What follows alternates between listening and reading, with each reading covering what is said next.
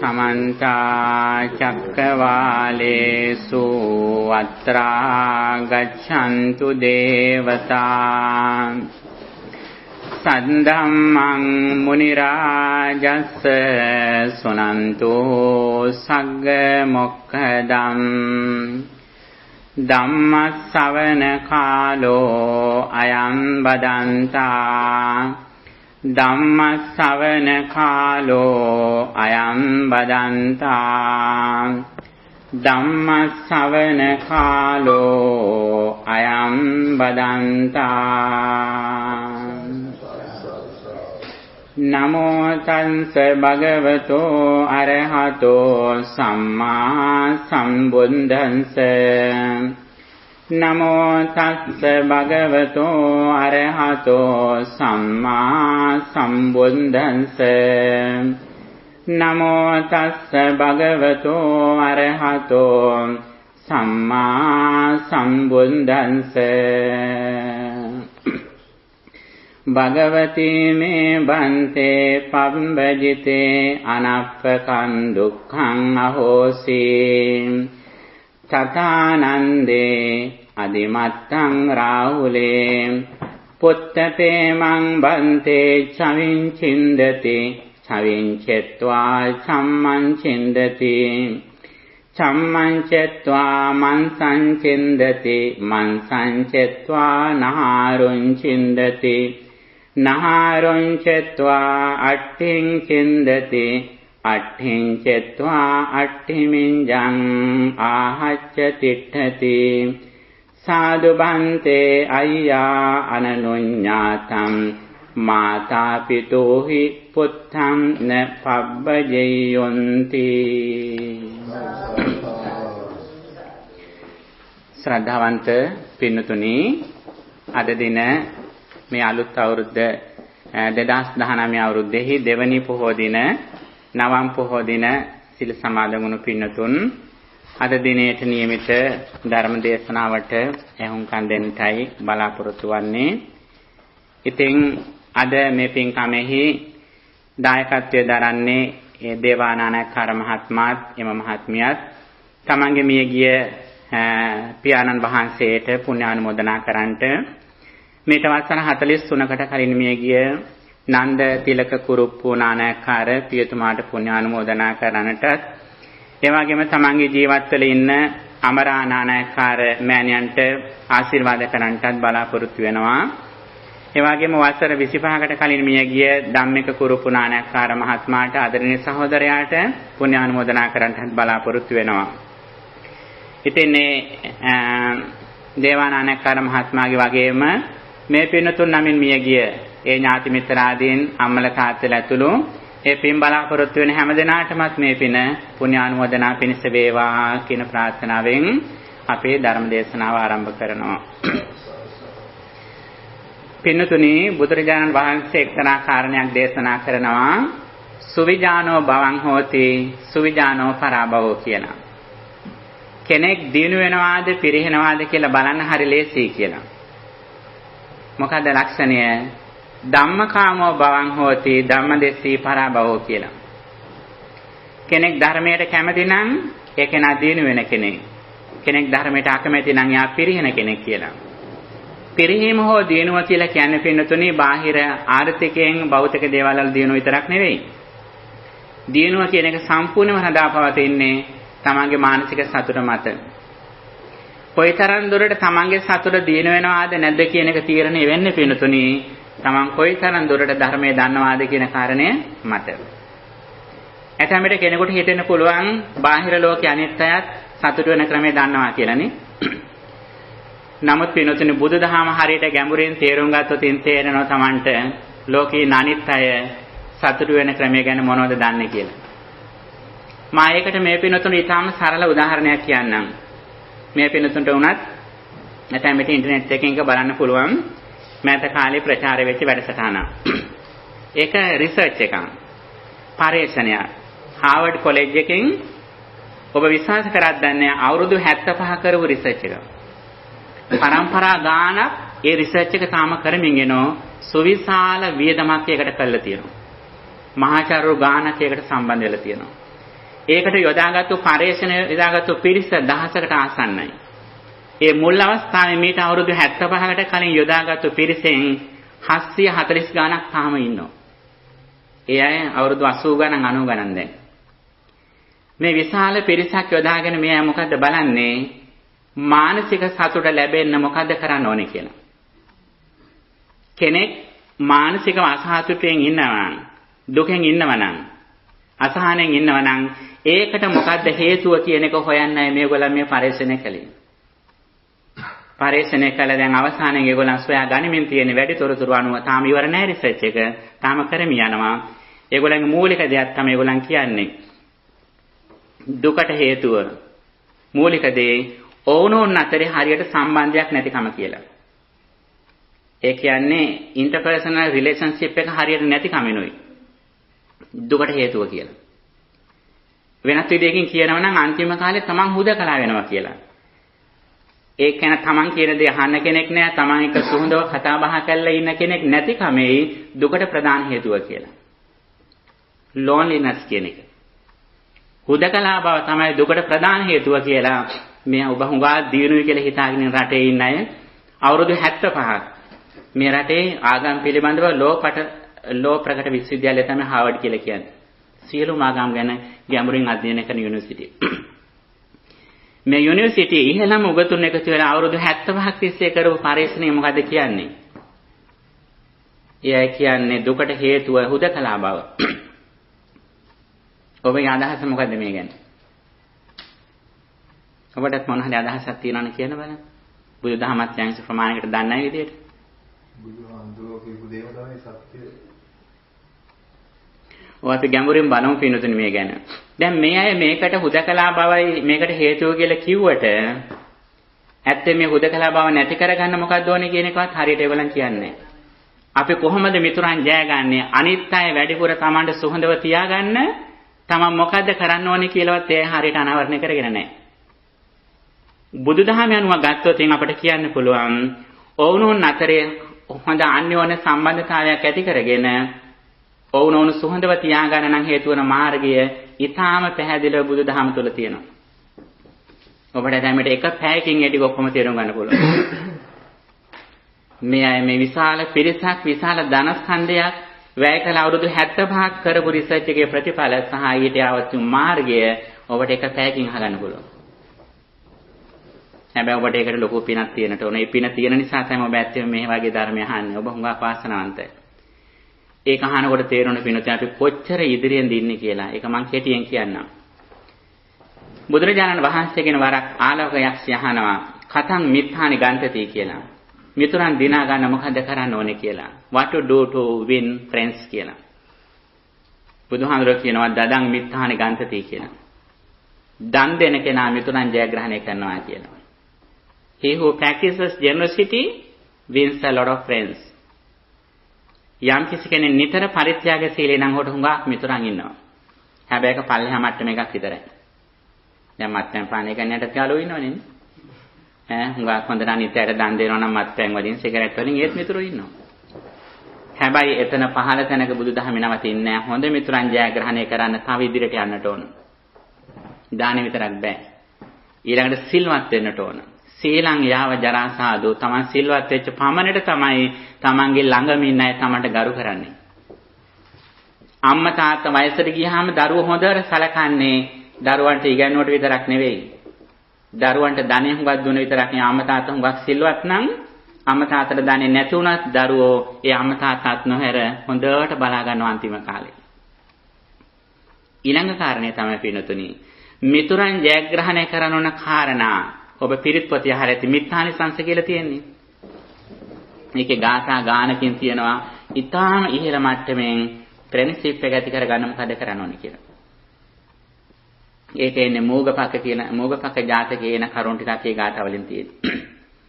එතකොට පින්නතුනි දානයවත් සිල්වත් බවෙන් විතරක්වත් අපට මිතුරන් ජයග්‍රහණය කරන්න බෑ. සතුට ඇති කරගන්න බෑ. තවත් අපි ඉදිරියට යන්න ඕන. තා මොකද අපි අවංක වෙන්න ඕනේ පින්නතුනි. අවංකකම කියන එක පරිත්‍යාගශීලීත්වයට වඩා කියලා ගුණාංගය. අපි අවංක නම් ඒ අවංක කෙනාට වැඩිපුර හොඳ කල්යාණ මිත්‍රයන් ඉන්නවා. විශේෂයෙන් දහම තුල ප්‍රයෝජන ගන්න පුළුවන්කම් තියෙන්නේ අවංක කෙනාටයි. එතකොට මෙන්න මේ කරුණු ටිකක් පින්නතුනි තියෙනවා ප්‍රාථමික මට්ටමේදී මිතුරන් ජයග්‍රහණය කරන්න. කෙනෙකුට අවසාන කාලේ හුඟක් මිතුරන් ඇති කරගන්න ඕන සහ ජීවිත කාලෙත් හුඟක් ඈතක ඉන්න ඕන මෙන්න මේ මාවතක් දේශනා කළා.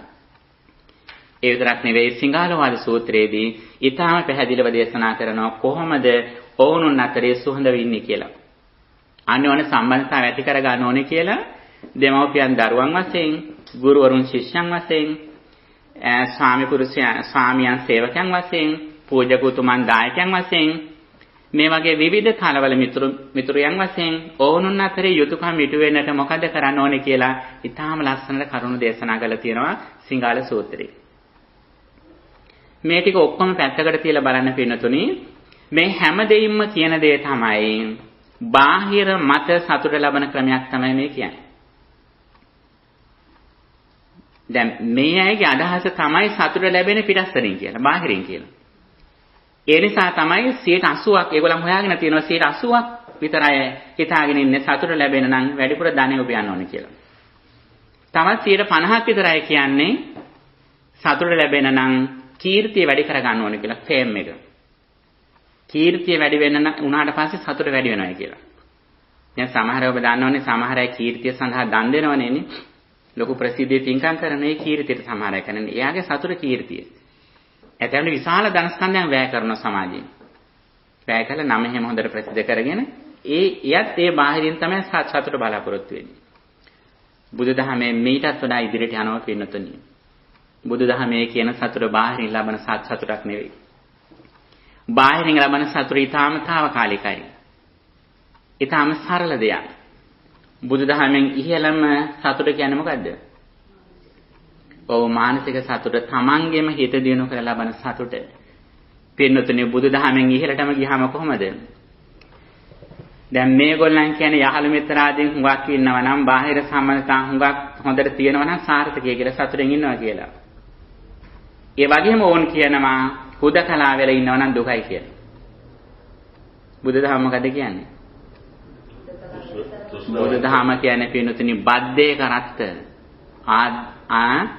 උත්තරීතර හුදකලාව. ආධ්‍යාත්මික ඉහළට ගිහපු කෙනාට තියෙන ලොකුම සතුට මොකද්ද? තනියම ඉන්න එක. හැබැයි තනියම ඉන්නවා කියලා හිතන්නේ අපේ ලැප්ටොප් එකක් අතේ ඉන්නවා කියලා, ෆෝන් එකක් ඉන්නවා කියලා. ඒක නෙමෙයි මේ කියන්නේ. ඒ කිසිම දෙයක් නැතුව තමන්ගේ මනසත් එක්ක සතුටින් ඉන්න ක්‍රමයක් ගැන කියන්නේ. ඒ වයසට යනකොට අනිත් අය අන්තිම කාලේ තමන්ට කතා බහ නොකර ඉන්න තරමට සතුට යට. එයාට විවේකීව ඉන්න ලැබෙන එක තමයි යාගේ ජීවිතයේ ඉහළම සතුට බවට පත් වෙන්නේ. බලන්න පින්නතුනි මේ පරිශ්‍රණය බුදුදහමයි අතර தත්ත්වය බලන අහසට පොළොව වගේ. අපි කොච්චර වාසනාවන්තද පින්නතුනි. බුදුදහම දන්න අය හැටියට අපට කොච්චර ගව් ගානක් ඉදිරියට යන්න පුළුවන්ද? ඔබ වර්තමානයේ දන්නවද පින්නතුනි මේ රටේ ඉන්න විශේෂයෙන් යුදෙව් ජාතිකයන් ජූස් අය ගාක් බුදුදහම අධ්‍යයනය කරනවා කොලෙජස් වලින් නම්. එයාගේ ලොකුම උනන්දුව තමයි බුදුදහමේ තියෙන සංකල්ප ඉගෙනගෙන මේව ප්‍රැක්ටිස් කරන එක. සමහර අපේ ස්වාමින් වහන්සේලා අපි දැකලා තියෙනවා මේ ළමයට උගන්වන අය. මෙහෙත් තියෙනවා සමහර ස්වාමීන් වහන්සේලා පුදුම උනන්දුවක් මේ ළමන්ගේ තියෙන්නේ බුදුදහම වෙන ඉතාම වැදගත් සංකල්ප ටික ඉගෙනගෙන කොහොම හරි ප්‍රැක්ටිස් කරලා රිසල්ට් එක ගන්න.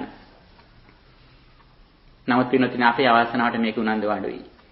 ඒ වගේම පින්නතුනි පසුගිය අවුරුදු 40 50 තිස්සෙම විශේෂයෙන් බටහිර රටවල් වල මානසික ආතතිය දුරු කර ගැනීම සඳහා කරපු පරීක්ෂණ වලින් සයිකියාට්‍රිස්ලා ප්‍රධාන වශයෙන් රෙකමන්ඩ් කරන ක්‍රම දෙකක් තියෙනවා.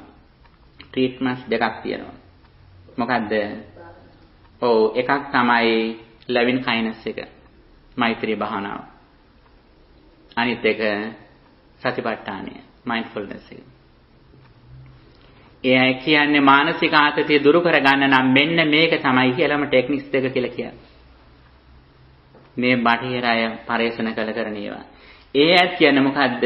තමන්ගේ ගෙදරින් අයට ඥාතීන්ට සුවපත් වේවා කියලා කියන, ලෝකීනට සුවපත් වේවා කියලා කියන. මේකත් පිනුතුණු බුදුදහමේ මෛත්‍රියෙන් ඊටාම සරල තැනකට විතරයි මේගොල්ලන් දන්නේ. මේගොල්ලන් මයින්ඩ්ෆුල්නස් එක කියලා කියන්නේ මොකද්ද? මේ කියන්නේ අතීතයේ ඔක්කොම අමතක කරන්න, වර්තමානයේ ඔක්කොම අමතක කරන්න, අතීතයේ ඔක්කොම අමතක කරන්න, අනාගතයේ ඔක්කොම අමතක කරන්න, වර්තමානයේ ප්‍රසන්ට් මොමන්ට් එකේ ඉන්න කියලා කියන්නේ. මේ බුදුදහමද? බුදුදහම නෙවෙයි පින්නතුනි. ඒ අය බුදුදහමෙන් ඊටාම ස්වල්පයක්වත් දන්නවද කියලා අපිට සැකයි පින්නතුනි. බුදුදහම ඊට වඩා ඊටාම ගැඹුරට යනවා මයින්ඩ්ෆුල්නස් කියන එක. එතකොට බුදුරජාණන් වහන්සේ මීට අවුරුදු 2600කට කලින් දේශනා කරනවා යන්තං සන්තං පදං අபிසමෙච්ච යම් ශාන්ත පදයක් මානසික සුවයක් කෙනෙක් කැමති නම් ඒ තැනත්තා විසින් කළ යුතු ප්‍රධානම දේ හැටියට කියන්නේ මොකද්ද? සබ්බේ සත්තා භවන්තු සුඛිතත්තා. සීල සත්ව සුවපත් වෙත්වා කියලා හැකියතා ප්‍රැක්ටිස් කරන්න කියලා. එහෙම වඩපු තරමට පින්නතුනි කෙනෙක් දකින්නකොටම Tamante යා කොයි වගේද පේන්නේ? මාතා යතානි යම් පුත්තං ආයුසායක පුත්ත මනුරක්ඛේ ඒවම්පි සබ්බ භූතේසු මාන සම්භාවය පරිමාණ. කෙනෙක් දකින්නකොටම හිතෙන්නේ මේ මගේම දරුවා, මගේම පුතා, මගේම දුව කියලා හිතෙනවා. ඒ වගේම මානසිකත්වයෙන් අපට කෙනෙක් ගැන බලන්න පුළුවන් නම් පින්නතුනි අපේ හිත කොච්චර දියුණුද? අපේ හිතට එන පීඩා කොච්චර අඩුයිද? දැනට තියෙන ප්‍රශ්න වලින් අපට කොච්චර අඩු කරගන්න පුළුවන්ද? අපේ කටින් නිකමට පිට වෙන අනිත්‍යයි විවේචනය කළා කියන කතා කොච්චර අඩු වේද අපේ? මේ වගේ මානසිකත්වයෙන් අපිට බලන්න පුළුවන් නම් තමන් පාරේ යනකොට වාහන ටිකක් එක්ක ෆ්‍රී වේ එක වටේම තමන්ගේ සර්කල් එකේම යන අය තමන්ගේ දරුවෝ කියලා හිතලා යන්න පුළුවන් නම්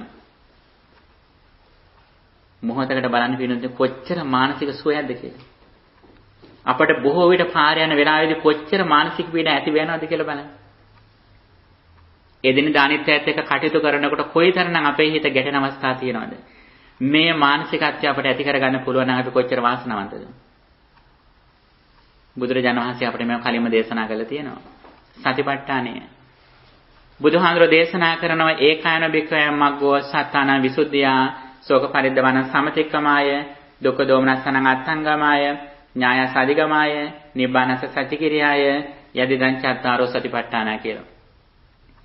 සත්‍යංගේ විසුද්ධිය සඳහා ශෝක පරිද්දවයන් නැති කිරීම සඳහා දුක් දෝමනස්සන් නැති කිරීම සඳහා ඥානෙ ලබා ගැනීම සඳහා නිර්වාණය සාක්ෂාත් කර ගැනීම සඳහා එකම පිළිවෙලයි දේශනා කරන්නේ මොකද්ද? යදිදං චත්තාරෝ සතිපට්ඨාන. සතිපට්ඨාන කියන්නේ අපේ පිනතුනි සම්පූර්ණ තොරතුරු ටිකක් මේ තියෙනවා. අද මේ ලෝකයේ පිනතුනි යම් තාක් දැනුම් සම්භාරයක් අද ලෝකේ තියෙනවා නම් ඒ සියලුම දැනුම් සම්භාරය අවුරුදු 5000ක උපරිමුණොත් අවුරුදු 10000ක මිනිසාගේ පරේක්ෂණවල උත්සාහයේ ප්‍රතිඵල.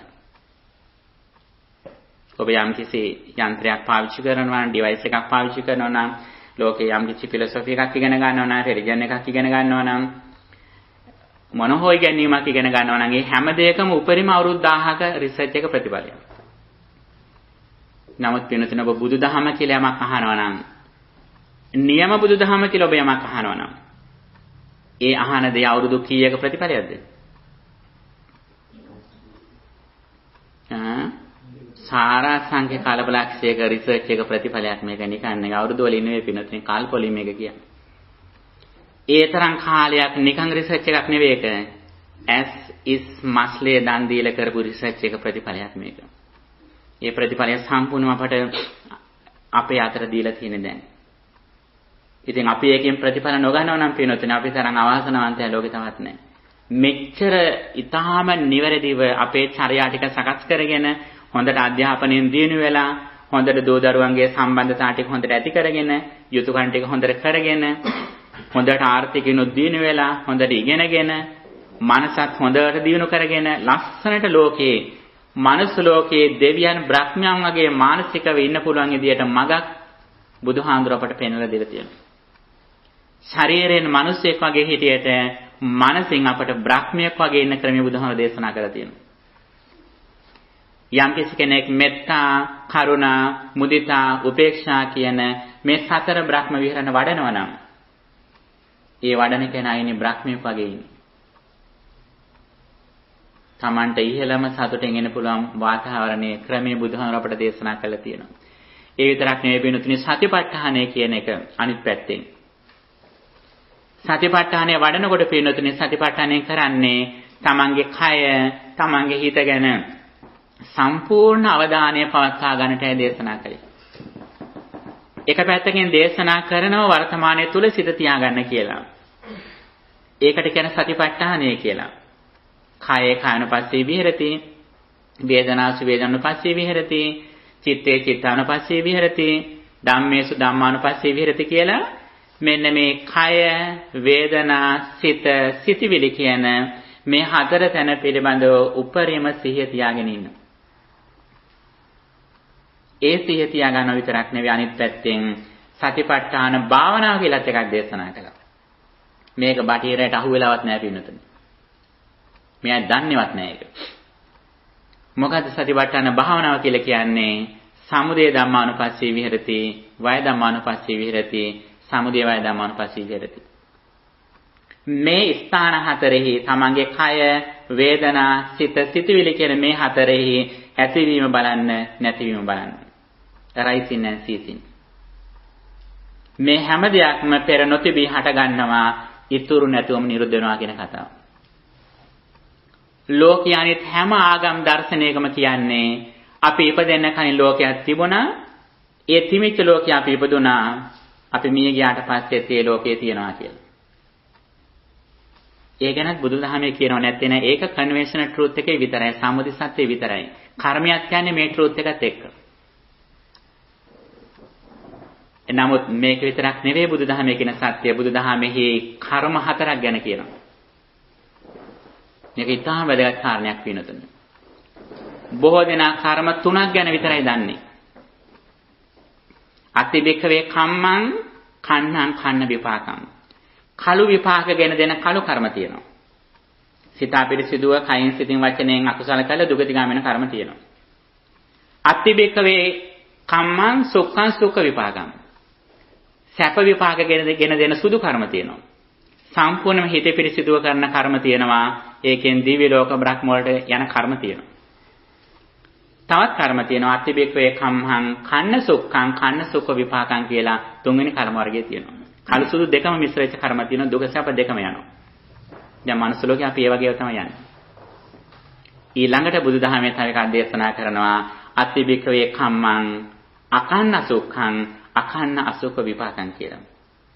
කළුත් නොවන සුදුත් නොවන කර්ම වර්ගයක් තියෙනවා. මේක ගැන වෙන කිසිම දර්ශනයක ආගමක නැහැ. මේක තමයි බුදුදහමේ තියෙන විශේෂත්වය. එතකොට මෙන්න මේ හතරවෙනි කර්මය කරා යන්න තමයි මේ සතිපට්ඨාන භාවනාවෙන් අපිට කරන්නේ. කෙලින්ම පරමාර්ථ සත්‍ය තුලින් බලලා දුක නිරුද්ධ කරන ක්‍රමයක් මේ තියෙන්නේ. එතකොට මෙන්න මේ දහම්මගක් පින්නතුනි වටිනා දහම්මගක් අපේ ජීවිතය අමියස අපිට ලැබිලා තියෙනවා. එතකොට මෙන්න මේ දහම තුල පින්නතුනි අපි ප්‍රධාන වශයෙන් කරුණු දෙකක් ගැන අවබෝධය තියෙන්නට ඕන. ඔබ බුදුදහම නමින් යමක් අහනවා නම් ඔබට විශේෂයෙන් කරුණු දෙකක් ගැන අවබෝධය තියෙන්නට ඕන.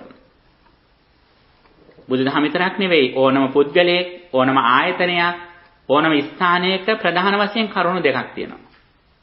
ඔබ සමහර ආයතන වලට යනකොට ඉස්සරහම බෝඩ් එකක් ගහලා තියෙනවා. මොකද ගහලා තියෙන්නේ? විෂන් මිෂන් කියලා. දැක්ම සහ මෙහෙවර කියලා. සමහර රෝහල් වලට එහෙම යනකොට ඔබට දකින්න පුළුවන්. විෂන් එකක් තියෙනවා, මිෂන් එකක් තියෙනවා. විෂන් එක කියන්නේ මොකද්ද? විෂන් එක කියන්නේ ඒගොල්ලන්ගේ දැක්ම. මොකද්ද ඉලක්කය කියන එක? මිෂන් එක කියන්නේ මොකද්ද? මිෂන් එක කියන්නේ මෙහෙවර තමයි මොකද ඒ විෂන් එකට යන මොකද කරන්න ඕනේ කියලා. ඒතොර මේ දෙකම වැදගත් වෙනවා පින්නතුනි පුද්ගලයෙක් වුණාම ජීවිතයක. ඔබ බලන්න ඔබේ ජීවිතයේ විෂන් එක මොකද්ද මිෂන් එක මොකද්ද කියලා. හිතලවත් නැහැ සමහරටනේ. ටිකක් හරි වෙනතුනේ හිතලා තියෙනවනේ තමන් මොකද්ද තමන් හිතා තමන් මොකද්ද ජීවිත ඉලක්කය කියලා. සාමාන්‍ය තියෙනව නේද? ගෙදර මොගේජ් එක ගෙවල ඉවර කරගන්න නේද? දරුවෝ ටික විශ්වවිද්‍යාලය යවන්න එහෙමත් ඉලක්කයක් තියෙනවා. ඒවා හරි ඒවත් අපි කරන්න ඕන. බුදුදහමේ හැටියට ඒවත් කරන්න කියලා තියෙනවා. ඒවා කරන්න එපා කියලා නෑ. ඒවා උපරිම හොඳට කරන්න ඕන අපි. සිප්පන් සික්ඛාපෙන්දි කියලා දරුවන්ට හොඳට උගන්වන්න. ડોක්ටරේට් එක දක්වාම උගන්වන්න. ડોක්ටරේට් දෙකක් ගන්න කොහොම හරි එකක් නෙවෙයි. උපරිම වශයෙන් භාෂාත් එකක් නෙවෙයි භාෂා කීපයක් උගන්වන්න. සයින් ලැන්ග්වේජ් එකත් කරන්න කට්ටියට. ඒව අවශ්‍යයි පින්නතුනි. නමුත් ඒ අතරේ පින්නතුනි බුද්දිසම් ඉගෙන ගන්නකොට ඔබ දැනගන්නට ඕන විෂන් එක මොකක්ද මිෂන් එක මොකක්ද කියලා. බෞද්ධයෙක් හැටියට විතරක් නෙවෙයි ලෝකේ ඉන්න බුද්ධිමත් කෙනෙක් හැටියට තියෙන ඕන විෂන් එක මොකක්ද?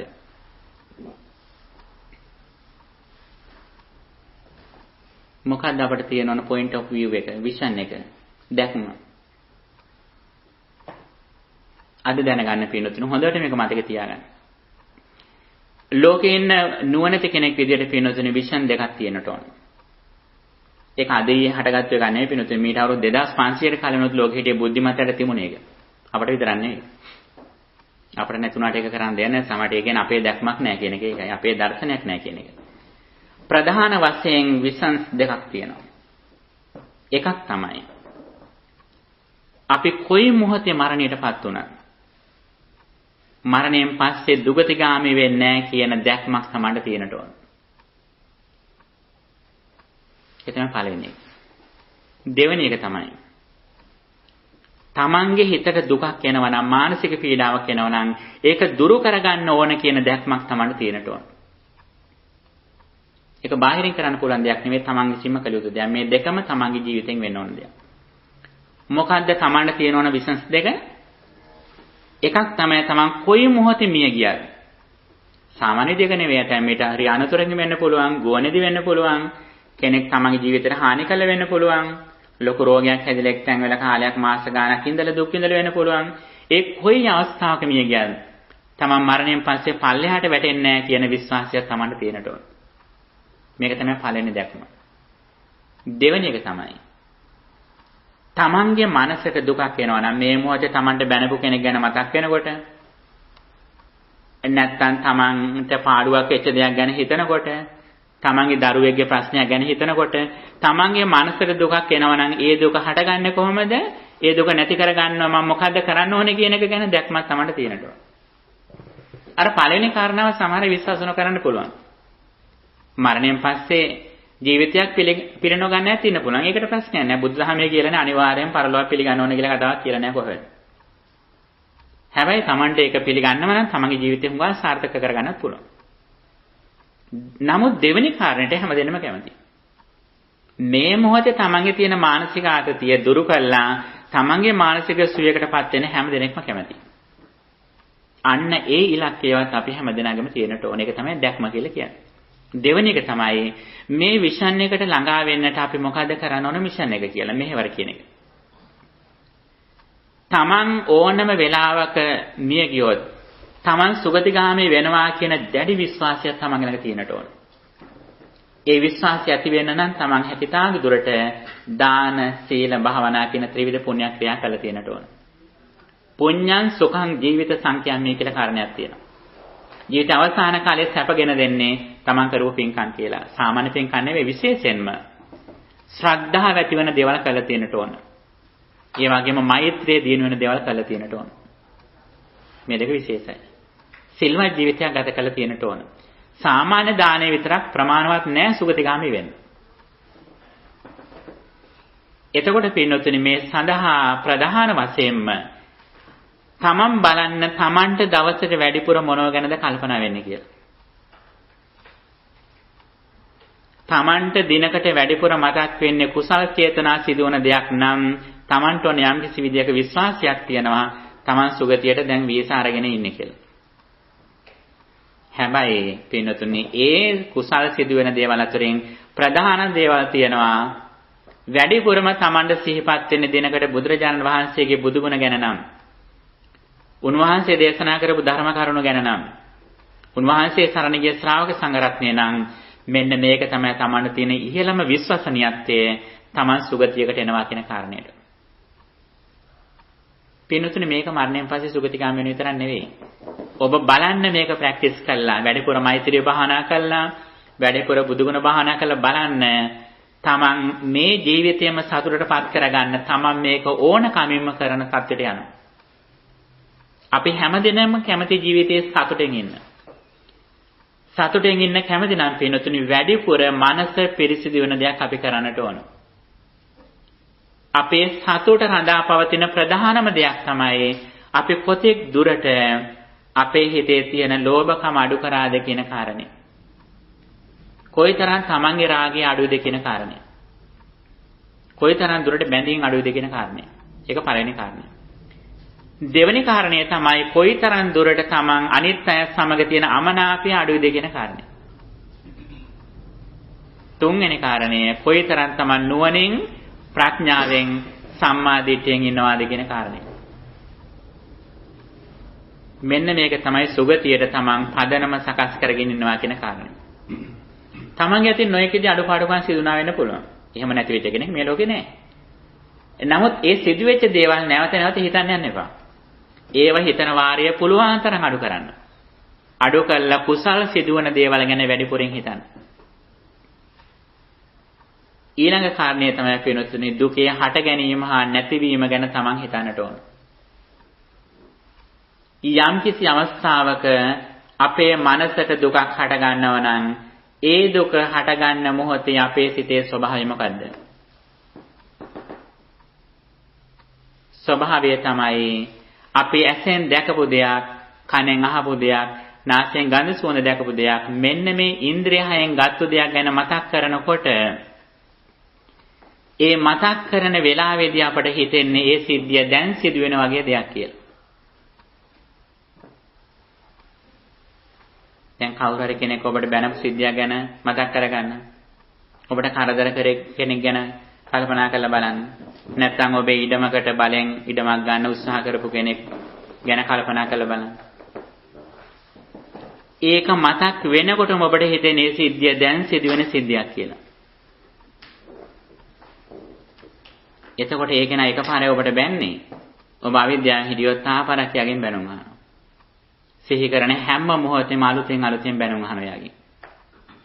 පිනුතුනි මේක සම්පූර්ණම අවිද්‍යාවෙන් එන්නේ. අපට තේරෙන්නේ නැහැ ඇත්තටම මේක අපේම මනසම අපේම මයින්ඩ් එක නේද අපි මේ රීඩ් කර දුක් විඳින කියන එක අපිට තේරෙන්නේ නැහැ. අනිත් දේ තමයි පිනුතුනි මේ ඇහැට රූපයක් පේනවා නම් අපට හිතෙන්නේ මේ පේන රූපය බාහිර තියෙන රූපයක් ඒ විදිහට මේ මට පේන්නේ කියලා. දැන් මේ බිත්තියක් බලනවා නම් දැන් මේ හාමුදුරු දිහා බලනවා නම් මොකක් හෝ දෙයක් ඔබට දැන් මේ මොහොතේ පේනවා නම් ඇසෙනවා නම් ඔබ හිතන්නේ ඒ බාහිර තියෙන දේ ඒ විදිහට මේ මට පේන්නේ කියලා. ඒ විතරක් නෙවෙයි අපි හිතනවා ඒ බාහිර දේ තුලින් තමයි මට සැප හෝ දුක එන්නේ කියලා. ඒ නිසානේ අර අය කියන්නේ බාහිර හොඳට සම්බන්ධතා තියාගෙන යාළුවෝ වැඩි කරගන්න කියලා. ඕන් හිතන්නේ යාළුවෝ හොඳට කතා බහ කරලා හිටියොත් ඒ තුලින් තමයි සතුට ලැබෙනවා කියලා. බැරි වෙලා තියෙන යාළුවෝ ටිකම බැන්නොත් මොකද වෙන්නේ? ඒකෙන් මැදෙමට දුකටපත් වෙනවනේ. එතකොට පිනුතුනි බලන්න ඇත්තටම අපට මේ සැප හෝ දුක ඉන්නේ බාහිර තියෙන දේ විදියටද? පින්නතුනි මේක ගැඹුරට ගියාට පස්සේ තේරෙන දේ තමයි බුදුදහම ඊටාම පැහැදිලිව දේශනා කරනවා අපේ ඇහැට රූපයක් පේනවා නම් ඒ පේන්නේ ඒ මොහොතේ හේතු ටිකක් සකස් වෙලා ඒ වර්තමානයේ තියෙන ස්වභාවය අනුවයි අත්දැකීම එන්නේ අතීතයෙන් මෙතෙන්ට එන එකක් නෙවෙයි කලින් ඉඳන් තිබිලා රෙඩිමේඩ් වෙලා තිබිලා මෙතෙන්ට දුන්නු දෙයක් නෙවෙයි මේ මොහොතේ අපේ මනසේ ස්වභාවය අනුව මේ මොහොතේ අපි මේ නිෂ්පාදනය කරගන්න දෙයක් මේ තියෙන්නේ සරල උදාහරණයක් කියන්නම්කෝ. දැන් මම පාවිච්චි කරන මොකක් හරි දෙයක් ගමු වටාපත කියලා. දැන් ඔබට මම මේ වටාපත තියාගෙන ඉනකොට වටාපත ගැන ඔබට ඉතර හැඟීමක් නැහැ. සාමාන්‍ය ඉතින් මධ්‍යස්ථ වෙන්නේ. දැන් මම හොඳට බණ කියන හින්දා. හැබැයි මම ඔබට බැන්නොත් මේ කාටත් මම නරක වචනෙන් බැන්නොත් බැනලා මම වටාපත මෙතන තියලා මම පිටත් වෙලා යනවා. එතකොට බලන්න ඔබට මේ වටාපත දැක්කම මොන වගේ හැඟීමක්ද එන්නේ? අර මං ගැන අප්‍රසාදයක් ඇති වුණා නම් ඒක මේ වටාපත තුනත් ඔබට එනවා. ඒක කලිනුත් මේක තිබ්බා. හැබැයි කලින් ඒක ආවේ නැහැ. අර බැන්නට පස්සේ ආවේ. බැන්නට පස්සේ වටාපත නෙවෙයි මේ ඔක්කොම මගේ කණ්ණාඩිය මේ ගෙනාපු ඔක්කොම ගැනත් ඔබට පේන්නේ වගේ. පිනුතුනේ ඇත්තට මේක බාහිරින් ආපු දෙයක් නෙවෙයි. තමන්ගේ මනසේ ස්වභාවය අනුව ඒ මොහොතට නිෂ්පාදනය කරගන්න දෙයක් මේක. මේක පිනුතුනේ හිතන්න එපා මේ භෞතික දේ පේන විදිය විතරේ කියලා. ඒ විතරක් නෙවෙයි දැන් මේ බිත්ති මේ වහලවල් මේ ඔක්කොම මේ විදියට පේන්නේ අපේ මනසේ මේ අවස්ථාවේ තියෙන ස්වභාවයට අනුවයි මේ විදිහට මේ ලෝකේ නිර්මාණය වෙලා තියෙන්නේ. මේක පින්නතුනේ අපේ මනස වෙනස් වුණොත් මේ පේන ලෝකය සම්පූර්ණ වෙනස් වෙනවා.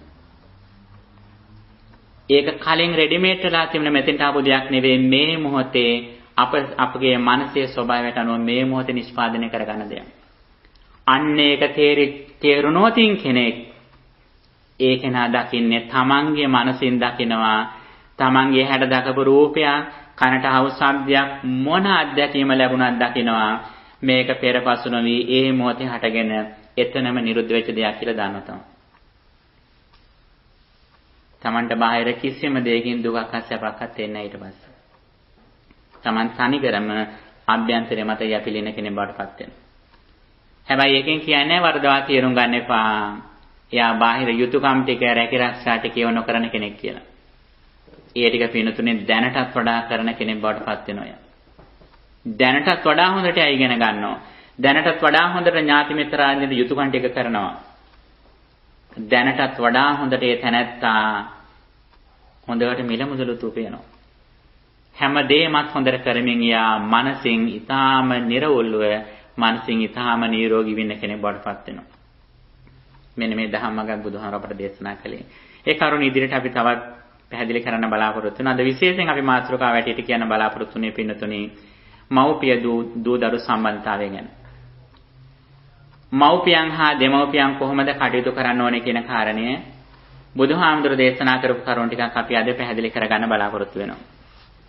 විශේෂයෙන්ම අද මේ දෙමව්පිය වෙනුවෙන් කරන පින්කමක් හින්දා අද බණ ආරාධනා කරනකොට දෙමව්පිය ගැනත් කියන කියලා සඳහන් කළා. පින්නතුනේ මේ සඳහා මාතෘකාව වශයෙන් තෝරාගත්තේ බුදුරජාණන් වහන්සේගේ පියතුමා සෝද්ධෝදන රජතුමා කරපු ප්‍රකාශයක්. බුදුරජාණන් වහන්සේ සම්බුද්ධත්වයට පත් වුණාට පස්සේ උන්වහන්සේ පළමුවෙන්ම කිඹුල්වත්පුරයට වැඩම කරපු අවස්ථාවේ ශාක්‍ය වංශික බොහෝ දෙනා මහණ වුණා. නන්ද කුමාරයා මහණ වුණා. නන්ද කුමාරයා කියලා කියන්නේ මහා ප්‍රජාපති ගෞතමගේ පුතා. සෝද්ධෝදන රජතුමාගේ පුතා. බුදුහාමගේ සහෝදරයා වගේ. මේ නන්ද කුමාරයා මහණවාට මුලින් බුදුහාමර ගැන ලොකු බලාපොරොත්තු තියාගෙන හිටිය ගිහේ ගෙදර ඉඳී කියලා ඒ බලාපොරොත්තු නැති වුණා සුද්ධෝදන රජතුමාට. ඊට පස්සේ ටිකක් හරි බලාපොරොත්තු තියාගත්තේ නන්ද කුමාරයා ගැන. නන්ද කුමාරයාත් මහාන කළා. ඊට පස්සේ ඔහොම ඉන්නකොට බුදුහාමරෝ ශාක්‍යපුරේ කිඹුලත්පුරේ පිණ්ඩපාතේ වඩිනකොට රාහුල මාතාව යසෝදරා දේවිය කියන පුතේ ආරයane ඔබේ පියතුමා ගිහිලා දායාද ඉල්ලන්න කියලා. රාහුල පොඩි කුමාරයා අවුරුදු 7යි ගිහිලා බුදුරජාණන් වහන්සේගේ සේවනයේ කියනවා ඔබ වහන්සේගේ සේවන මට හරි සුවයක් කියලා. බුදුහාමරත් එක්ක අතේ එළිලා පන්සලට ගියා. ඊට පස්සේ මේ 7 හැවිරිදි දරුවාට බුදුහාමර ලොකුම දායාදය දුන්න පැවිදි කළා. සරියුත් හාමුදුර මහාන කෙරේ. මේ සිද්ධිය රජතුමාට දරා ගන්න බැරුව ගියා. රජතුමා කියනවා බුදුරජාණන් වහන්සේට පස්සේ හම්බෙන්න ආවා. ඇවිල්ලා කියනවා ස්වාමීන් වහන්සේ මහාන වුණාට පස්සේ මං හුඟක් දුක් වුණා. ඒ දුක මං ටිකක් හරි නැති කරගත්තේ නන්ද කුමාරයා දිහා බලලා. නන්ද කුමාරයාත් මහාන වුණා. ඊට පස්සේ මගේ හිතේ ඇති වෙච්ච දුක මං ටිකක් හරි නැති කරගත්තේ දුරු කරගත්තේ මේ රාහුල කුමාරයා දිහා බලලා. නමුත් ඒ කුමාරයාත් මහාන වුණා. ඒ නිසා ස්වාමීනි මම ඔබ වහන්සේගෙන් වරයක් ඉල්ලනවා. වරයක් දෙන්න මට කියලා. මොකද වරේ? වරයක් දෙන්න කියලා කිව්වට පස්සේ බුදුහාමරෝ කියනවා රජතුමනි බුදුවරු වර දෙන්නේ නැහැ අනිත් අයට. වරයන් දෙන අය නෙවෙයි. ඊට පස්සේ කියනවා නෑ ස්වාමීනි එහෙම අකපදයක් නෙවෙයි මං ඉල්ලීමක් මේ කරන්නේ. මේ ඉල්ලීමට අහුම්කම් දෙන්න කියලා. මම මේ වගේ ඊටම සංවේගයකටපත් වුණා. ඔබතුමා ගැන, නන්ද හාමුදුරුවෝ ගැන, රාහුල කුමාරයා ගැන මම ඊටම සංවේගයෙන් මං ඉන්නේ. රජතුමාට කියනවා මේ වෙලාවේ රජතුමා කියනවා බුදුරජාණන් වහන්සේ කියන පුත්තපේමං බන්තේ චලින් චින්දති. ස්වාමීනි පුතුන් පිළිබඳව තියෙන ප්‍රේමය මේ තියෙන සමේ උඩ සිවිය සිඳලා ඊට යට තියෙන හැම කොටසට යනවා. ඊට පස්සේ කියනවා චලින් චෙත්වා චම්මං චින්දති. මේ සිවිය සිඳලා හැමට යනවා චම්මං චෙත්වා මන්සං චින්දති. ඒ හැමත් සිඳගෙන මසට යනවා. මන්සං චෙත්වා නහරුං චින්දති. නහර වලට යනවා මේක සිඳගෙන මේ පුත්‍ර ප්‍රේමයේ දරු සෙනෙහස කියන දේ. නහාරුං චෙත්වා අට්ඨින් චින්දති. මේ නහරත් කිඳාගෙන ඇටවලට යනවා. අට්ඨින් චෙත්වා අට්ඨි මින්දං චින්දති කියලා. ඇට මිදුළු කරත් මේක යනවා. ඇට මිදුළු කරා ගිහිල්ලා මේක විනිවිද යන දෙයක්, සිටින දෙයක් මේක. ඒ තරම් දැඩි සංවේදී දෙයක් මේ දරු ප්‍රේමය කියන දේ. ඒ නිසා ස්වාමීනි මීට පස්සේ දෙමව්පියන්ගෙන් අවසර නොගෙන දරුවෙකු පැවිදි කරන්න එපා කියලා. ඉල්ලීමක් කරා. බොහොම අහිංසක ඉල්ලීමක්. බුදුරජාණන් වහන්සේ මීට පස්සේ රජතුමාත් එක්ක බොහෝ වෙලාවක් සුහුඳව කතා කළා. මේ කාරණා ඇතුළු කාරණා රාශියක් ගැන කතා කළා. කතා කළ රජතුමා සතුටු කරවලා සැනසීමටපත් කළ රජතුමා යවුවා. යවුවට පස්සේ භික්ෂුන් වහන්සේලා කැඳවලා භික්ෂුන් වහන්සේලාට විශේෂ නීතියක් පැනෙවුවා, ශික්ෂාපදයක් පැනෙවුවා. ඊට පස්සේ දෙමෝපියන්ගෙන් අවසර නොගෙන දරුවෙක් මහාන කරන්න එපා. මහාන කරොත් ඒක දුකටපත්යක් කියලා, දුකලා ඇවතක් කියලා. ශික්ෂාපද අතුරින් පල්ලෙහා මට්ටමේ තියෙන ශික්ෂාපදයක් ඒක. ශික්ෂාවදයක් පැනෙවුවා මෙන්න මේ සිද්ධිය නිමිති කරගෙන. පින්වතුනි බුදුරජාණන් වහන්සේ වැනි කෙනෙක් මේ තරම් ඉහළ දර්ශනයක් ලෝකෙට දේශනා කළත් අර වගේ තමන්ගේ පිය රජතුමා විතරක් නෙවෙයි සාමාන්‍ය ජනතාවගේ උනත් බුදුහාඳුර අදහසට අහුම්කම් දුන්නා. උන්වහන්සේ පුළුවන් විදියට ඒවට අනුකූලතාවයක් දක්වලා තියෙනවා. විශේෂයෙන් මේ වගේ අවස්ථාවකදී ක්‍රියාත්මක කළේ මේ මව්පිය දූදරු සම්බන්ධතාවය බුදුහාඳුරුත් පිළිගත්තා. ඒ විතරක් නෙවෙයි බුදුදහම තුල දේශනා රාශියක් තියෙනවා. අම්මල තාත්තල කොහොමද ඉන්න ඕනේ, දරුවෝ කොහොමද ඉන්න ඕනේ ආදී වශයෙන් හේතු රාශියක් බුදුදහම තුල විස්තර කරලා තියෙනවා. ඇයි පින්වතුනි මේකට හේතුව? මේකට හේතුව තමයි අපට ජීවිය ලැබෙන්නේ අපේ අම්මගේ තාත්තගෙන්.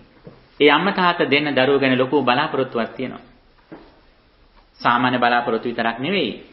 විශේෂයෙන් බුදුරජාණන් වහන්සේ සරණ ගිය ශ්‍රාවකයන්ගේ දරුවෝ හැටියට අම්මල තාත්තල විදියට තමන්ගේ දරුවන්ගෙන් විශේෂ දෙයක් බලාපොරොත්තු වෙනවා. ඒ මොකද්ද? ඒ තමයි ආධ්‍යාත්මික දියුණුවක් බලාපොරොත්තු වෙනවා. බුදුරජාණන් වහන්සේ දේශනා කරනවා සිංහලවද සූත්‍රයේදී දරුවෝ හදන අම්මල තාත්තල විදියට අම්මල තාත්තල දරුවන්ගෙන් කාරණා පහක් බලාපොරොත්තු වෙනවා. කාරණා පහකින් දරුවන්ට යුතුයකම් කරනවා කියලා. මොනවද ඒවා? ඒ තමයි පළවෙනි කාරණය තමයි දරුවන් අකුසලයෙන් මුදවනවා. වරදින් මුදවනවා. දෙවෙනි කාරණය කල්යාණ නිවේසෙන්ති. යහපත් දේ යොදවනවා. සිප්පං සික්ඛාපෙන්ති. තුන්වෙනි කාරණය තමයි සිල්ප ලබා දීම. දැන් අපි හිතගෙන පළවෙනි කාරණේ ගලගෙන පිනතුනේ සිල්ප ලබා දෙන එක තුන්වෙනි කාරණය. මුලින්ම අකුසලයෙන් මුදවන ඕන දරුවා. වරදින් මුදවන්නට ඕන. ඒ කියන්නේ 6-4 කියලා දෙන්නවා. 6-4 කියන්නේ මොකද්ද? ඔව් බොහොම හොඳයි. 4 අපායයි, දිව්‍ය ලෝක 6යි. අකුසල කරොත් මෙන්න 4 අපායට යනවා. කුසල කරොත් මෙන්න සුගතියට යනවා කියලා 6-4 කියලා දෙන්න ඕන දරුවන්ට මුල් කාලේ. ඒක තමයි පිනපව කියා දෙනවා කියලා කියන්නේ. ඒ වගේම කුසලයේ යොදවන්නට ඕන දරුවන් තුන්වෙනි කාරණේ තමයි සිප්පං සික්ඛාපෙන්ති කියලා හොඳට සිල්පේ ලබා දෙන්නට ඕන. බුදුරජාණන් වහන්සේ දේශනා කරන ඉතාම පැහැදිලිව යම් කිසි කෙනෙකුට සිල්ප ලබා දුන්නත් එයාගේ ළඟ සිල්පය, සීලය, විනය නැත්තම් ඒ අධ්‍යාපනයෙන් වැඩක් නැහැ කියලා. සීලේන අනුපේතස්ස සුතේනත්තෝ නවිජ්ජති කියලා සඳහන් කරනවා. ඩිසිප්ලින් එකක් නැති අධ්‍යාපනයෙන් ප්‍රතිඵලයක් නැහැ කියලා. ඒ නිසා සිල්වත් බවත් එක් කියන අධ්‍යාපනයක් අපිට තියෙන්න ඕනේ කියලා අවධාරණය කළා. ඊළඟට සඳහන් කරනවා සමයේ දායජ්ජන් නියා දෙන්න කියලා. තමන්ට ධනයක් තියෙනවා නම් සමයේ නිසි කල්හි දරුවන්ට ඒ දායාද ලබා දෙන්නට ඕන. ඒ වගේම සුදුසු ප්‍රතිරූපේන ධාරේන සංයෝජෙන්ති සුදුසු ආවාහ විවාහ කළ දෙන්න ඕන කියලා. මෙන්න මේ කාරණා පහක් දෙමාපියන්ගෙන් දරුවන්ට ඉටු වෙන ඕනට යුතුයකම් හැටියට දේශනා කළා. මෙතන එක කාරණයක් තමයි සමයේ දායජ්ජන් නියා දෙන්න කියන එක. සුදුසු කල්හි ධනය දෙන්න කියලා. දායාද දෙන්න කියලා. මොකද සුදුසු කාලය කියන්නේ? දරුවන්ට දායාද ලබා දෙන සුදුසු කාලය මොකද්ද?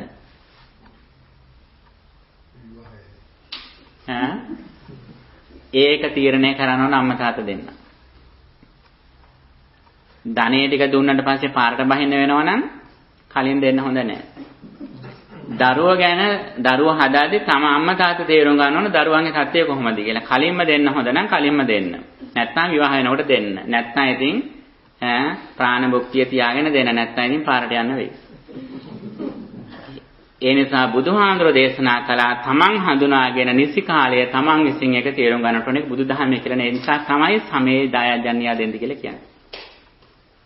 ඊළඟට මෙන්න මේ යුතුයකම් ටික දරුවන්ට ඉටු වෙනකොට දරුවන් අමුතුවෙන් කියන දැන් නෑ දරුවන්ගේ යුතුයකම් ටික දරුව කරනවා. බතෝනේ සංකරිස්සති අම්මා තාත්තට ආහාර පාන ඕන වෙච්ච කාලෙද්ද දෙනවා. කිච්ඡානේ සංකරිස්සති ඒ කටයුතු ටික කරලා දෙනවා. දායජම් පරිපඤ්ඤති දෙමාපියන්ගෙන් ලැබිච්ච දානය ටික ආරක්ෂා කරන විනාශ වෙන්න දෙන්නේ නැහැ. ඒ වගේම කුලවංශන් තපෙස්සති තමන්ගේ කුල චාරිත්‍ර ටිකක් තියෙනවා නම් ඒව ආරක්ෂා කරනවා. කුල සිරිත් කඩන්නේ නැහැ. ඒ විතරක් නෙවෙයි අපේ බෞද්ධ පරිසරය තුළ හැදෙන අම්මා තාත්තගෙන් හැදෙන දරුවෝ ජීවත් වෙන කාලය විතරක් නෙවෙයි අම්මලා තාත්තලට මිය ගියාට පස්සෙත් උදව් කරනවා. අතච පන පේතානම් කාලකතානම් දක්කිනම් අනුපදස්සාමි කියපු විදිහට මිය ගියාට පස්සේ කලින් කාලට අම්මා තාත්තා සිහිපත් කළා පුණ්‍ය අනුමෝදනා කරනවා. මෙන්න මේ යුතුයකම් ටික පින්නසෙන ඉටු වෙන්නට ඕන. අනිත් කාරණය තමයි මේ යුතුයකම් ටික ඉටු වෙනවත් එක්කම තවත් කරුණු රාශියක් බුදුරජාණන් වහන්සේ අම්මලා තාත්තලා ගැන දේශනා කළා තියෙනවා. විශේෂයෙන් දේශනා කරනවා විවාහ වෙන්න කලින් මාතා මිත්තන් සකේ ගරේ කියලා. තමන්ගේ ගෙදරදී තමන්ට ඉන්න හොඳම යහළුව තමයි කවුද? තමන්ගේ අම්මා. අම්මා තාත්තා දෙන්න ගැනම මේ කියන්නේ. තාත්තා ගැන කිව්වේ නැහැ කියලා දුක් වෙන්න එපා. තාත්තටත් මේක අනිත් පැත්ත කියනවා එහෙම. තමන් විවාහ වෙන්න කලින් තමන්ට ඉන්න හොඳම යාළුව දෙන්න තමයි තමන්ගේ අම්මා තාත්තා දෙන්න. අනිත් පිට අයට වඩා අපි මේ දෙන ගැන විශ්වාසය තියන්නට ඕන. හැබැයි විවාහ වුණාට පස්සේ භාර්යාව පරමාසකා කියලා කියනවා. භාර්යාව තමයි හොඳම යෙහෙළිය. භාර්යාවට ඉන්න හොඳම යෙහෙළිය සාමිපුරුෂය. ඒක තවත් කියනවා. එතකොට අර අම්මා තාත්තට වඩා විශ්වසනීයත්වයෙන් ඒ විවාහ වෙච්ච ඕනෝන අන්‍යෝන්‍ය අවබෝධයෙන් කටයුතු කරන්නත් ඕන. ඇතැම්ට ඒ දෙනගේ අතරේ තියෙන විශ්වාසන්ත දේවල් දෙමාපියන් කියන්නේත් නැහැ සමහරට. එතෙන්දී ඒ විශ්වසනීයත්වය උපරිම ලෙස රැක ගන්නටත් ඕනේ. වුණොත් තමයි තමන් විවාහ ජීවිතය සාර්ථක වෙන්නේ. මේ වගේ ඊටාම වැදගත් කාරණා ටිකක් බුදුහාමුදුරෝ දේශනා කරනවා. ඇයි එහෙම දේශනා කරන්නේ? මේ අම්මා තාත්තා දෙන්න තමයි අපට විශාල වශයෙන් පිහිට වෙන්නේ. ඒ නිසාම කියනවේ ඒ අම්මා තාත්තා දෙන්න අපට කරන සේවය. පුත්තානං ආපාදකා පෝෂකා ඉමස්ස ලෝකස්ස දස්සේතාරා කියලා. දරුවන් බිහි කරලා පෝෂණය කරලා මේ ලෝකෙට දක්වන්නේ අපේ අම්මා තාත්තා කියලා. අපට ඇවිදින එකේ ඉඳන් හැමදේම ඉගෙනුවා අපේ අම්මා තාත්තා. කුඩාම කාලේ බලන්න අපට අත් දෙක එකතු කරලා බුදු පිළිමයක් දැක්කහම වඳින්න පුතේ බුදු සාදු කියලා අම්මගේ එක අතින් අපේ අත් දෙකම එකතු කරලා වැන්දේවනේ. එක අතකින් වඩාගෙන ඉන්නකොට අනිත් අතින් අත් දෙක එකතු කරලා පොඩි අත් දෙක. එතනින් පටන් ගත්ත ගමන තමයි මේ අපි යන්නේ. ඉතින් අම්මා තාත්තා අපිට ලොකු පිහිටක් වුණා. අන්න එහෙම පිහිට වෙච්ච අම්මා තාත්තට බුදුහාම දේශනා කරනවා ද්වින්නාහම් බික්ක වෙන සුප්පතිකාරකම් වදාමි මාතුච්ච පිතුච්ච කියලා. මේ ලෝකෙ දෙන්නේ කියනවා ප්‍රත්‍යුපකාර කරලා අවසන් කරන්න බැරි දෙන්නේ කියලා. ඒ තමයි අම්මා තාත්තා දෙන්න කියලා. එහෙම බුදුහාම දේශනා කළත් භෞතික වශයෙන් කොච්චර අපි උපකාර කළත් අම්මා තාත්තා දෙන්නගෙන් වෙච්ච යුතුයකමට ප්‍රත්‍යුපකාර අපට කළ අවසන් කරන්න බෑ. හැබැයි අපට ප්‍රත්‍යුපකාර කළ අවසන් කරන්න පුළුවන් ක්‍රමයකුත් බුදුහාම දේශනා කළා. ඒ මොකද්ද? ඒ තමයි ශ්‍රද්ධාව නැති අම්මලා තාත්තලගේ ශ්‍රද්ධාව ඇති කරනවා නම්, ධර්මයට නැඹුරු නැති අම්මලා තාත්තලට ධර්මය අහන සලස්වනවා නම්, දන් දෙන්නේ නැති අම්මලා තාත්තලව දන් දෙනවා නම්, සිල් රකින්න නැති අම්මලා තාත්තලව සිල් රැකනවා නම්, ශ්‍රුතවත් භාවය ඇති කරනවා නම්, ශ්‍රද්ධාව ඇති කරනවා නම්, සීලය ඇති කරනවා නම්, පරිත්‍යාග සීලය ඇති කරනවා නම්, මෙන්න මේක තමයි අම්මට තාත්තට කරන්න තියෙන ලොකුම යුතුයකම කියලා. අනිත් පැත්තට දේශනා කරනවා පින්තුනි විශේෂ කාරණයක් බුදුරජාණන් වහන්සේ. ඒ තමයි අම්මලා තාත්තලා තමන්ගේ දරුවන්ගෙන් බලාපොරොත්තු වෙන කාරණය. මොකද්ද? අතිජාතං අනුජාතං පුත්තමිච්ඡන්ති පණ්ඩිතා. දරුවා හදන අම්මලා තාත්තලා අපෙන් බලාපොරොත්තු වෙන්නේ මොකද්ද? බොහෝ විට හිතෙන්නේ අපිට අම්මලා තාත්තලට වඩා ඉගෙනගත්තු කෙනෙක් කියලානේ. නමුත් පින්තුනේ ඒකට වඩා අම්මා තාත්තා ධර්මයේ පිහිට තුල ඉන්න අම්මලා තාත්තලා බලාපොරොත්තු වෙන්නේ ඒ අම්මලා තාත්තේ ළඟ තිබිච්ච ගුණවලට වඩා වැඩි ගුණ දහම් තමන්ගේ දරුවන්ගේ තුල තියෙයි කියලා බලාපොරොත්තු වෙනවා. ශ්‍රද්ධාව, පරිත්‍යාගශීලීත්වය, සිල්වත් බව, ප්‍රඥාව අම්මල තාත්තලටත් වඩා දරුවන් තුල ඇති වෙයි කියලා පින්වන්ත අම්මල තාත්තලා බලාපොරොත්තු වෙනවා. එහෙම වැඩිපුර නැත්නම් අඩු ගානේ අනුජාතං තමන්ගේ මට්ටමට හරි බලාපොරොත්තු වෙනවා. නමුත් හැබැයි කිසිදාකවත් අවජාතං නෛච්ඡන්ති කියලා සඳහන් කරනවා. තමන්ට වඩා ගුණධම් වලින් අඩු දරුවන් කිසි දිනක අම්මල තාත්තලා බලාපොරොත්තු වෙන්නේ නැහැ කියලා. මේක විශේෂ කාරණයක්. ඒ නිසා ඔබ අම්මට තාත්තට දක්වන ලොකුම ගෞරවය තමයි ඒ අය රැක්කා වූ ගුණ වලට වඩා ඔබ ඇතැම්ට බෞද්ධ වෙන්න පුළුවන්, බෞද්ධ නොවෙන්න පුළුවන්, ඒක ගැටලුවක් නැහැ. ඒ අයගේ ළඟ තිබිච්ච හොඳ ගති ගුණ වලට වඩා වැඩි ප්‍රමාණයක් තමන්ගේ ළඟ ඇති කරගන්න උත්සාහ කරන්න. එහෙම බැරි නම් ඒ මට්ටමට හරි ඇති කරගන්න බලන්න. බුදුහාමුදුරුවෝ මෙතෙන්දී පින්නතුනේ ඊටාම වැදගත් සූත්‍රයක් දේශනා කරන සූත්‍ර දෙකක්. ඒක දිහිත සූත්‍රය සහ ඒක පුත්ත සූත්‍රය කියලා. ශ්‍රද්ධාවන්ත අම්ම කෙනෙකුට ඉන්නේ එකම පුතෙක් නම් ඒ පුතාගෙන් ඉල්ලීමක් කරන්න. මොකක්ද ඉල්ලීම?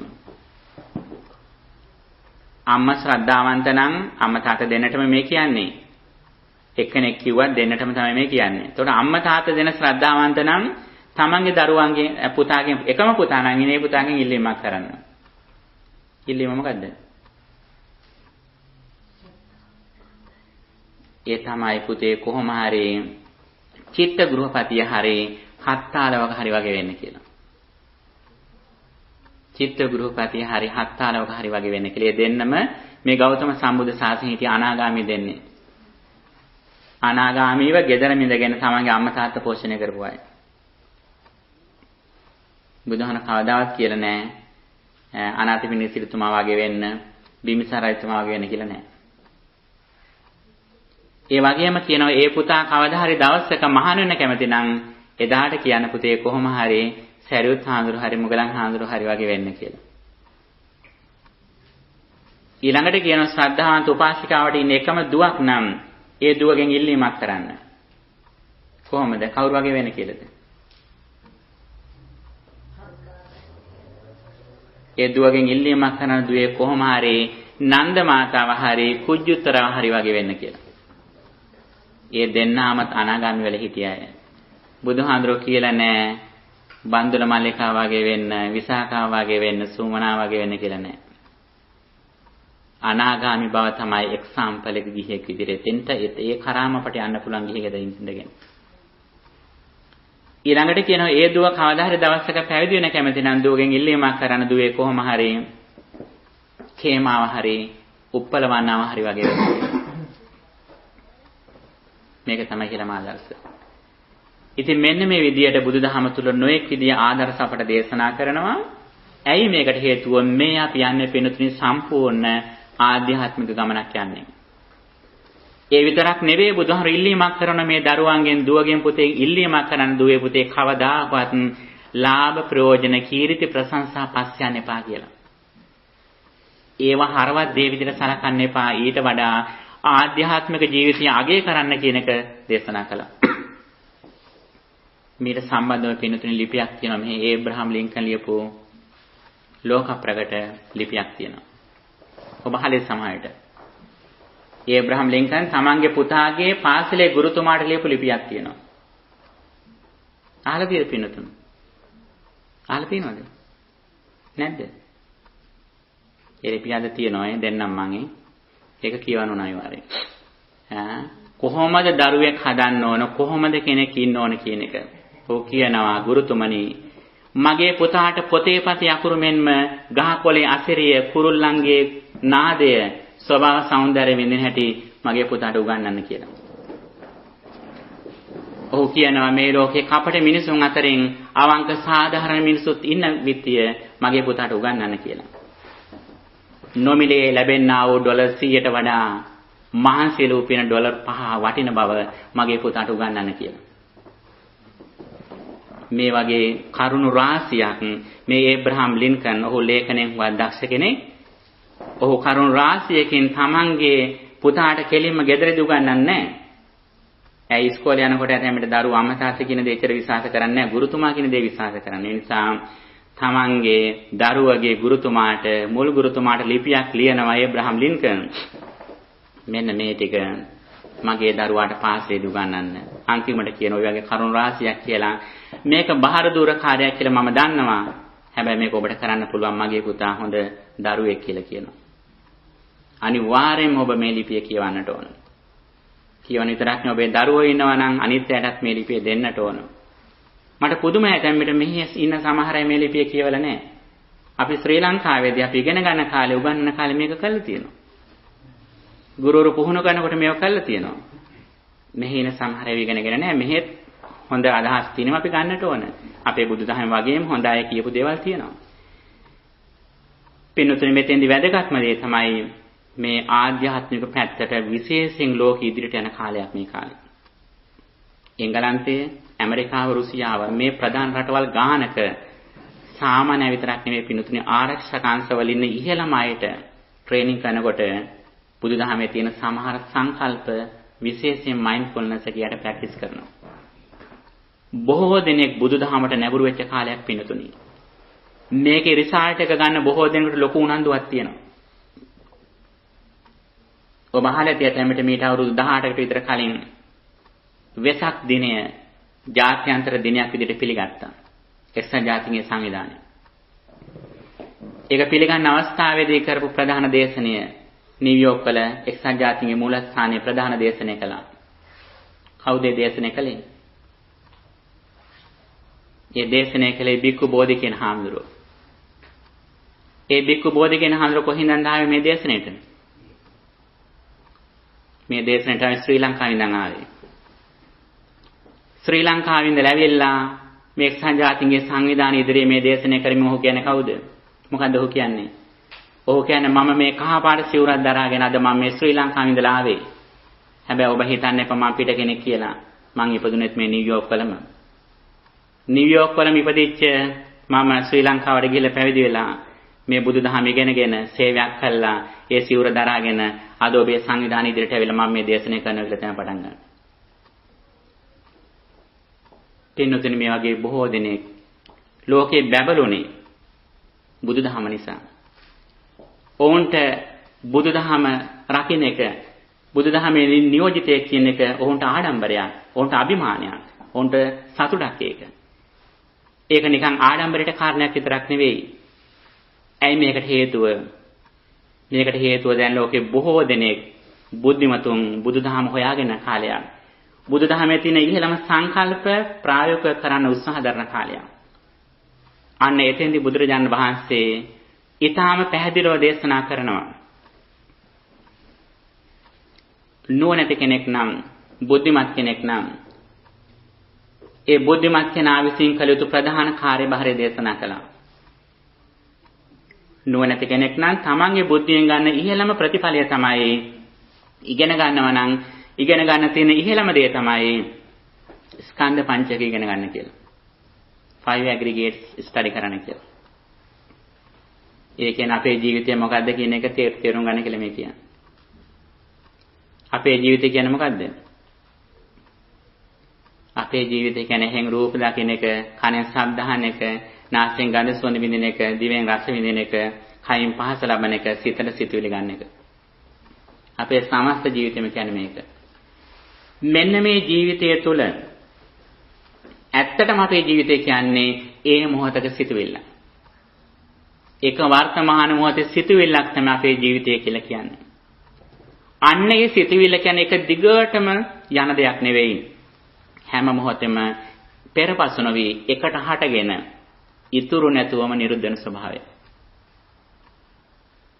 හැම මොහොතෙම ස්කන්ධ පංචකේ හට ගන්නවා පෙරපසු නොවි එතනම හටගෙන හේතු නිසා හටගෙන හේතු නිරුද්ධ වීමෙන් එතනම නිරුද්ධ වෙන ස්වභාවය.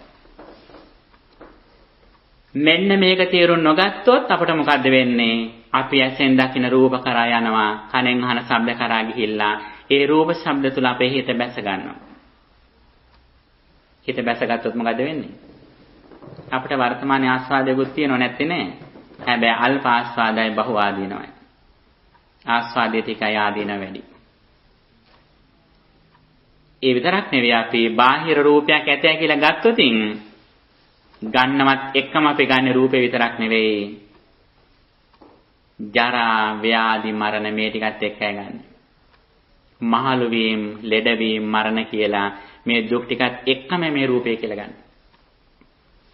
ඒ නිසා මේකෙන් නිදහස් වෙන කැමති නම් අභ්‍යන්තරයේම සිතවිල්ලක් එනකොටම දකින්න ඕන මේ අභ්‍යන්තරයෙන් හටගෙන නිරුද්ධන ස්වභාවයක් කියලා දකින්නට අපි දක්ෂ වෙන්න ඕන. ඒ දක්ෂ වෙන කෙනා ඒ මොහොත තුල බාහිර කිසිම දෙයක යැපෙන්නේ නැහැ. අන්න ඒ සඳහා බුදුරජාණන් වහන්සේ දේශනා කරනවා. ඒක නාවිසින් වැඩි යුතු බුද්ධිමත් කෙනෙක් තමන්ගේ විශිෂ්ටම ඥාණයෙන් යමක් ප්‍රැක්ටිස් කරන්න තියෙනවා නම් වඩන්න තියෙනවා නම් මොකද වඩන්න තියෙන්නේ? ඒ තමයි සමත විදර්ශනා දෙක කියන්නේ. සමතේ කියන්නේ එක කුසල අරමුණක වැඩි වේලාවක් හිත තියාගෙන දක්ෂ වෙන්නට ඕන. මෛත්‍රී භාවනාව, ආනාපානසති භාවනාව, බුදුගුණ භාවනාව මේ වගේ භාවනාවක් විනාඩිය 2, විනාඩි 5, 10, 20, 30 පැය ඔහොම ටිකෙන් ටික වැඩි කරගන්න ඕන මේ කාලේ.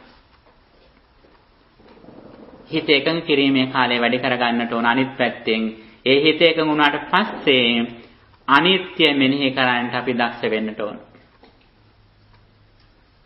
හිත තැම්පත් වෙනවත් එක්කම තමන්ගේ හිත දිහා බලන්න ඕන. හිත කියන්නේ මේ මොහොතේ හටගෙන එතනම නිරුදුනා කියලා දකින්නට ඕන. ඒ දකින මොහොතක් පාසාම තමන්ට මොකද්ද වෙන්නේ? ඒ දැකීමත් එක්කම පින්නතුනේ තමන්ගේ හිතේ තියෙන අවිද්‍යාවත් භව තණ්හාවත් ටිකෙන් ටික දුර වෙනවා. නොදැනීම සහ ලෝකෙට තියෙන ඇල්ම ටිකෙන් ටික අඩු වෙනවා. බාහිර ලෝකේ ඇලෙන දෙයක් නැහැ ඊට පස්සේ. මේ මට්ටමට තමන් හිතනකොට අඩු ගානේ මෛත්‍රී භාවනා කරන තරම් අධ්‍යයක් ඉතුරු වෙන්නේ නැහැ හොට. ද්වේෂය දුරු කරන්න කියලා මෛත්‍රී භාවනාවටත් අවශ්‍යතාවයක් නැහැ. බාහිර පුද්ගලයා පැනවෙන්නේම නැහැ හොට. ඔය අභ්‍යන්තරයේම නියමට පස්සේ කෙනෙක් බඩපත් වෙනවා. ඒ තරමට ඒ තැනත්තා විද්‍යා විමුක්තියටපත් වෙනවා. දැනුම සහ නිවීමටපත් වෙනවා. ඔහු බාහිර යැපෙන කෙනෙක් නෙවෙයි. ඔහු ස්වාධීන කෙනෙක් බවටපත් වෙනවා. මේක තමයි බුද්දිස් ලිබරේෂන් කියලා කියන්නේ. බුදුදහමේ තියෙන විමුක්තිය කියන්නේ මේක. මෙන්න මේ විමුක්තිය කරා යන ගමන් මගේදී පින්නතුනි අපි තමන්ගේ නිවසේ ඉඳන්ම තමන් ඉගෙන ගන්නව නම් ඉගෙන ගන්න එක, දරුවන්ට යුතුයකම් කරන එක, ස්වාමි භාර්යාවන්ට යුතුයකම් ටික කරන එක, මේ හැමදේම අපි ඊටාම පල්ලෙහා මට්ටමේ ඉඳලා හැමදේම ටිකෙන් ටික අපි සම්පූර්ණ කරගෙන යන්නට වෙනවා.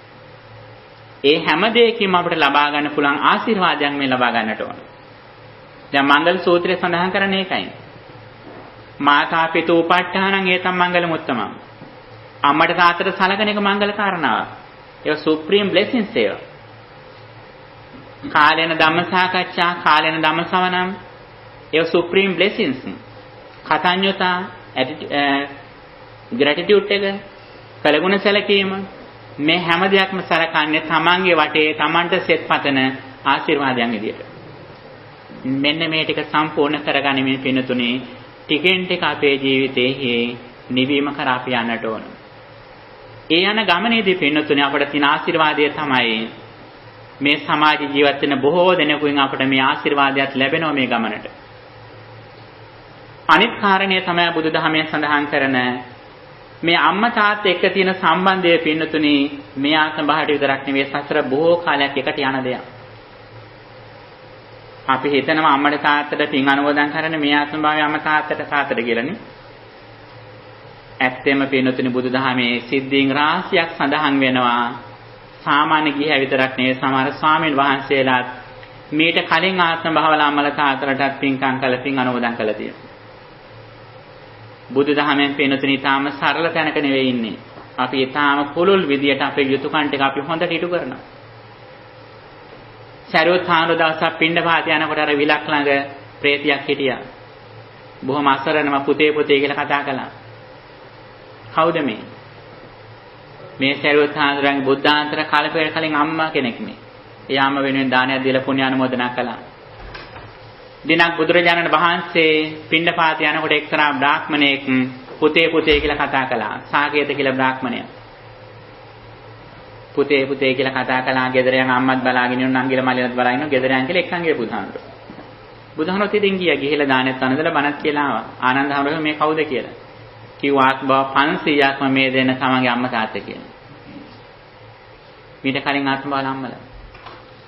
ඒ නිසා පින්නතුනේ අපි අපි බුදුදහම දන්න අය හැටියට අපේ මේ ආත්ම භාවය අම්මට තාත්තට විතරක් නෙවෙයි. අපි මීට කලින් ආත්ම භාවල අම්මට තාත්තට සලකනවා. ඇයි ඒකට හේතුව?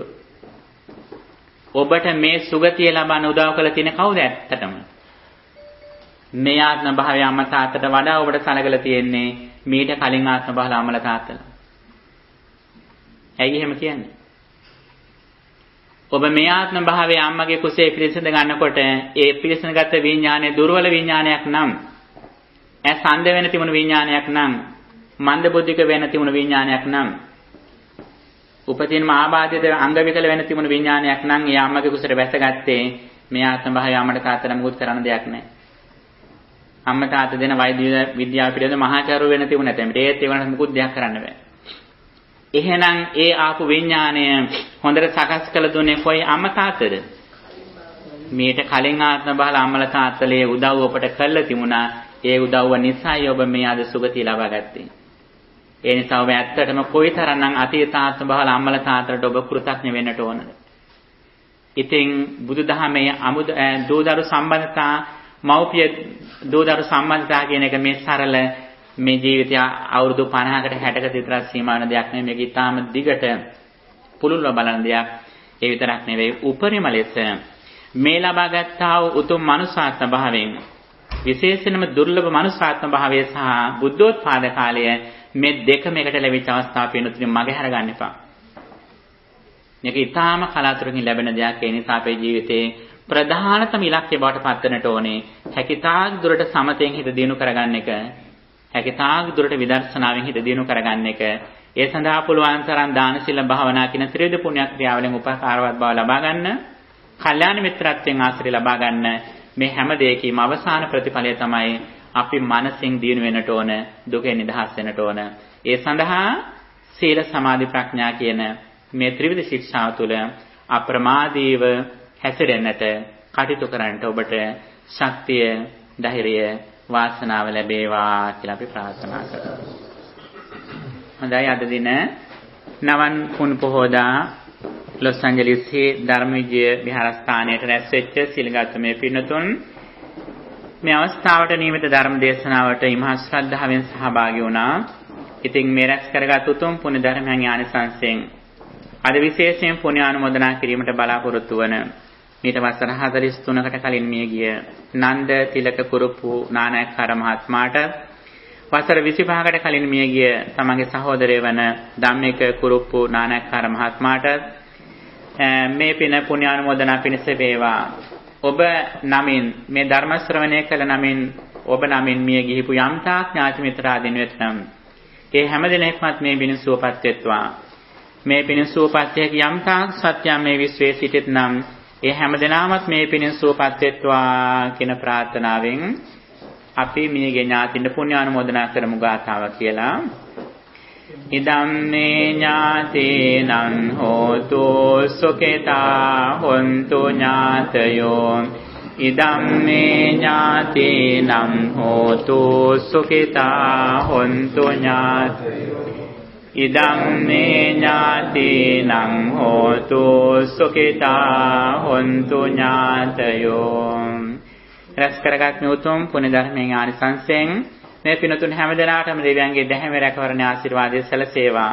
විශේෂයෙන් ඒ දේවානායකකාර මහත්මයාගේ ආදරණීය දරුවන් දෙපළට හොඳට ඉගෙන කියාගෙන මේ සමාජයට වැඩ ඇති පින්වන්ත දරු දෙපළක් වීමට දෙවියන්ගේ ආශිර්වාදය සැලසේවා කියන පැතුමෙන් අපි දෙවියන්ටත් පුණ්‍ය ආනුමෝදනා කරමු.